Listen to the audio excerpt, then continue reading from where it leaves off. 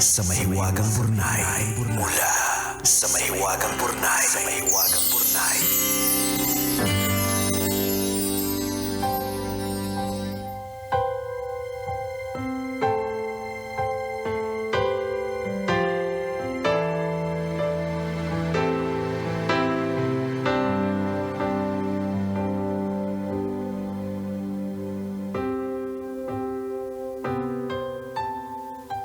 Dear Nicole and Diego, itago niyo na lang po ako sa pangalang Lee, 22 years old at pag-graduate na ng college.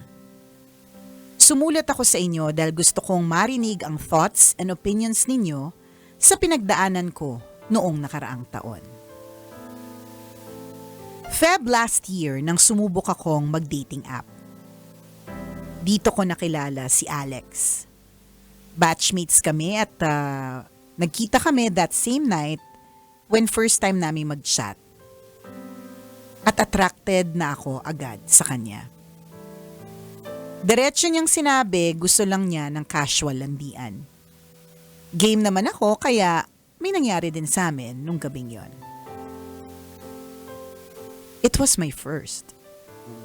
Totoo pala na may langit sa lupa. He was gentle at nag-enjoy naman din siya. Inalok pa ako kung gusto kong maging regular kakama niya, pero hindi ako pumayag at sinabi ko sa kanyang pang long term ako. Akala ko talaga one night stand lang. Pero nag-chat na naman siya at bilang marupok ako, tuloy ang eme ng halos isang buwan. Lumalim ang kung ano man ang namamagitan sa amin. Ramdam namin pareho na nahuhulog na kami sa isa't isa.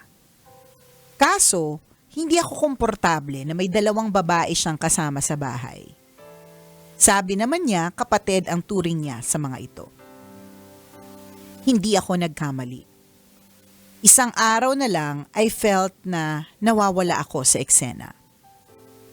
Kaya pala, inamin na nung isang babaeng kasamahan niya sa bahay na may gusto ito sa kanya. Napilitan daw itong umamin kasi napapansin na nagiging malapit na kami sa isa't isa. At pinili niya si girl best friend over me. Yun daw kasi ang praktikal at convenient na gawin. Pagod daw siya para ipaglaban yung sa amin. Kahit nanghihinayang ako dahil feeling ko talaga we were meant to be, iniwan ko siya. Kinokontak niya ako pero deadma dahil alam kong hindi naman niya ako kayang panindigan. Ako daw yung totga niya. Siya din naman yung the one that got away ko.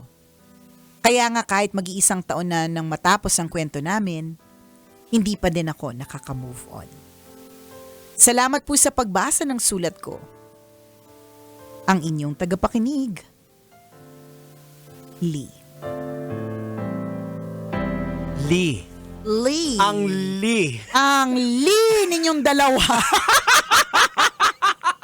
Nakakalurky. Nakakalurkly. Ayan. Nako, nakakaloka. Well, hindi naman natin mapipilit ikaw, Lee, na bilisan ng moving on process. Kasi kanya-kanya naman talaga tayo ng moving on na time, 'di ba? Pero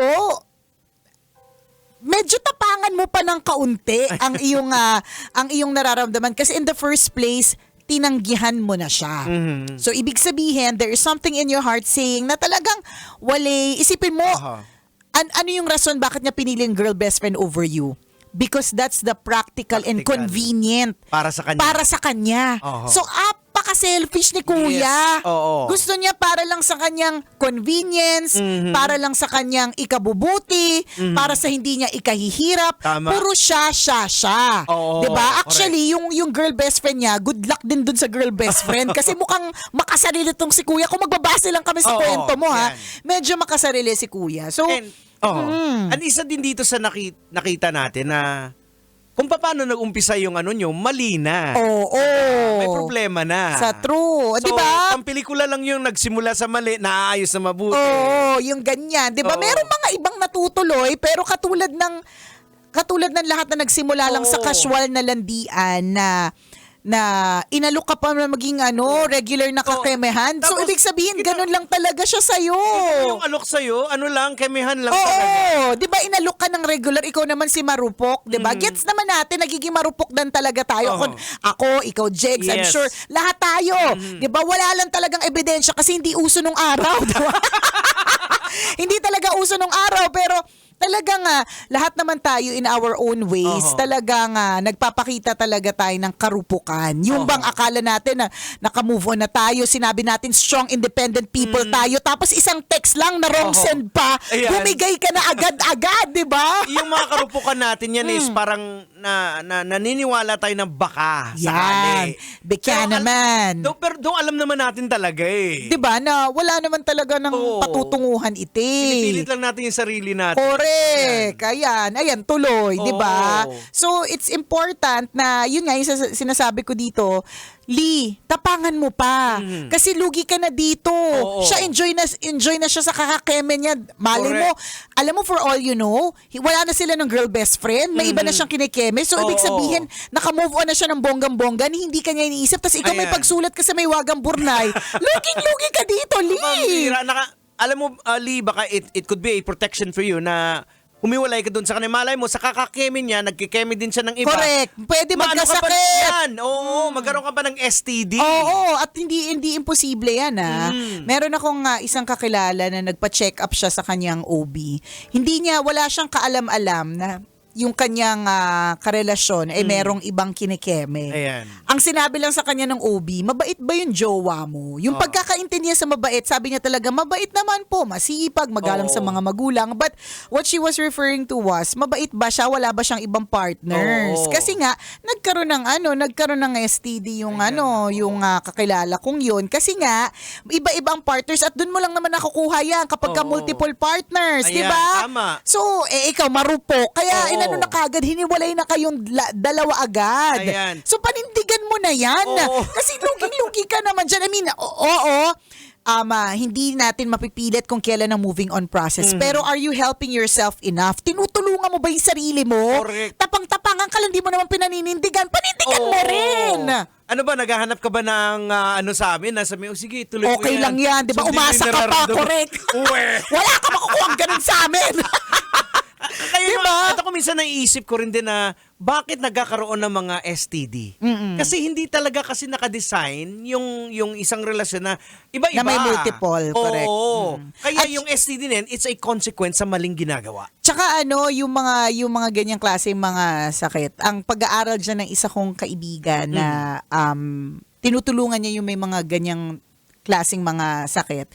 Tinutulungan niya na pataasin ang self-esteem. Yeah. Kasi sabi niya, problema talaga ito ng pagtingin sa sarili. Kung paano mo tingnan yung sarili mo. Kasi kung mataas ang pagtingin mo sa sarili mo, Hindi ka papayag. hindi ka papayag. Yes. Una, hindi ka papayag na walang protection. Kasi may Oo. mga iba dyan na parang, sige na lang, sayang naman yung keme. Oo. Diba? Kapag hindi ako pumayag, edi wala akong keme. Oh, Diba? yan. Kung mataas ang pagtingin mo sa sarili mo, alam mo sa sarili mo na kailangan mo protected ka. Oo. Pangalawa, alam mo sa sarili mo na hindi dapat tatlo kayo at hindi Correct. dapat dalawa kayo, dapat Oo. isa ka lang, Yan, di ba? Hindi ka spare time. Oo. Kapag na-flat gagamitin ka. Correct. At hindi kayo naaalala lang kung kailan lang may nag-iinit. Di ba? Oo. Kumusta naman yun?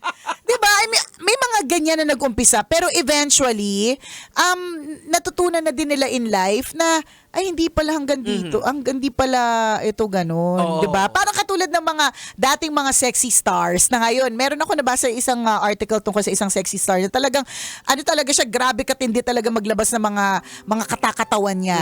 Pero na naging nanay, Oo. talagang nag-shift totally yung kagustuhan niya sa buhay. So ibig sabihin, eventually kasi Aha. hindi lang tungkol sa kemehan ng buhay. Ayan. So hindi mo pwedeng sabihin lagi na hanggang dito na lang ako. Taasan mo naman yung level ng tingin mo sa sarili mo Yes. para tumaas din yung level ng tingin ng ibang tao sa'yo. Tapos, Lee, baguhin mo lang yung exposure mo ng halimbawa.